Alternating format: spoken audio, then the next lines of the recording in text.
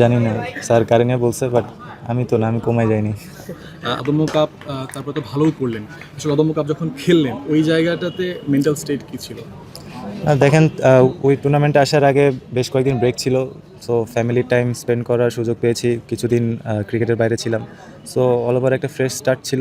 So ওখানে ভালো হয়েছে আলহামদুলিল্লাহ। চেষ্টা থাকবে জিনিসটা ক্যারি করার। আপনার স্ট্যাটাসটা থেকেও যদি বলি, নিশ্চয়ই বিশ্বকাপ না খেলার ওই হতাশাটা অনেক বেশি কাজ করে। দেখেন, সবারই কষ্ট লাগছে যারা টিমে ছিল, এটা অস্বীকার করার কিছু নেই। বাট আমার স্ট্যাটাসটা ছিল যে আমি ওখান থেকে যে অদম্য কাপ যেটা খেলছি, ওখান থেকে মানে একটা ভালো একটা শেপে আসছি। তো সেটা একটা স্বস্তিকর বিষয়। সো জাস্ট ওটাই আমি শেয়ার করছি, আমার ফিলিংসটা শেয়ার করছি। ওই বিশ্বকাপ না খেলে অদম্য কাপ, বিসিএল, ওয়ানডে কাপ এই খেলাগুলোতে মন দেওয়াটা একটু কষ্ট হয়ে যাচ্ছে কিনা, মানে মনোযোগ দেওয়াটা বেশি? না, as a professional cricket player কিন্তু আপনি যত তাড়াতাড়ি মুভ অন করতে পারবেন ওটাই আপনার জন্য ভালো। সো আমাদের চেষ্টা এটাই ছিল যত তাড়াতাড়ি আমরা মুভ অন করতে পারি।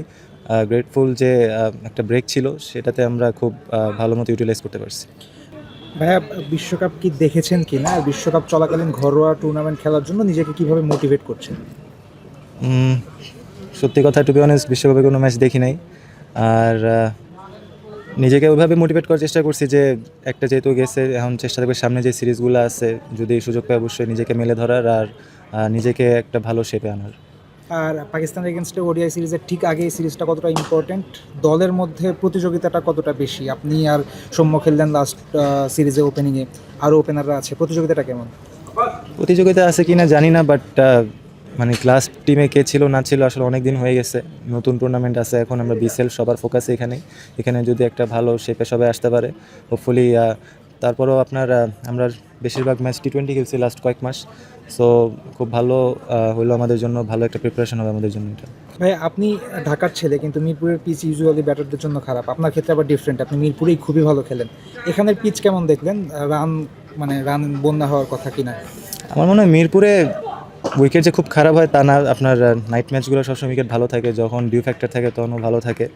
আর ডিপেন্ড করে আসলে, এক এক দিনে এক এক রকম থাকে। আর আমরা জানি রাজশাহীর উইকেট সবসময় ভালো থাকে, বগুড়া ভালো উইকেট থাকে। সো আমার মনে হয় এটা ডিপেন্ড করে আসলে কোন ডেতে কেমন থাকে, এটা অ্যাডজাস্ট করাটা খুব ইম্পর্টেন্ট। একটা প্রশ্ন, ওয়ার্ল্ড কাপের কথাই বারবার আসছে, আপনি কি পুরোপুরি ঝেড়ে ফেলতে পেরেছেন ওয়ার্ল্ড কাপটা মাথা থেকে, বা দলের অন্যদের সাথে কথা হয়েছে কিনা, তাদের মেন্টাল স্টেটটা কেমন? না, সবাই মুভ অন করে ফেলছে।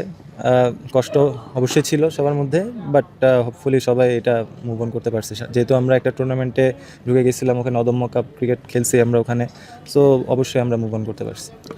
সবাই তো এখনও টি20 ওয়ার্ল্ড কাপ খেলছে, বাংলাদেশের প্লেয়াররা বলা যায় 27 বিশ্বকাপের প্রস্তুতি শুরু করলো। তো প্লেয়ারদের দিক থেকেও পার্সপেক্টিভটা ওইরকমই কিনা যে আমরা এখান থেকেই ওয়ার্ল্ড কাপের প্রস্তুতিটা শুরু করলাম? অবশ্যই এক একজনের গোল এক এক রকম হতে পারে, বাট আমার মনে হয় এত দূরেরটা না দেখে ফার্স্ট অফ অল আমরা খেলা স্টার্ট করতেছি ওয়ান ডে অনেক দিন পর, কীভাবে নিজেকে যত তাড়াতাড়ি অ্যাডাপ্ট করতে পারি, তারপর স্টেপ বাই স্টেপ সামনে যে সিরিজগুলো আসবে, যে খেলাগুলো আসবে অ্যাজ আ প্লেয়ার, ওটার উপর ফোকাস রাখা উচিত। ভাই, আরও একটা বিষয় যদি আর কি সমস্যা না থাকে শেয়ার করার, যখন আপনাদের সাথে সাবেক ক্রীড়া উপদেষ্টা বৈঠকে বসলেন, তিনি বলেছিলেন আসলে কি কথা হয়েছে, আপনাদের দিক থেকে বিষয়টা কি ছিল, কোনো কথা বলার সুযোগ ছিল কিনা? আসলে আমার মনে নাই কি হয়েছে ওই দিন, আমার আর কিছু মনে নাই। শেষ, ওয়ার্ল্ড কাপ শেষ। Thank you.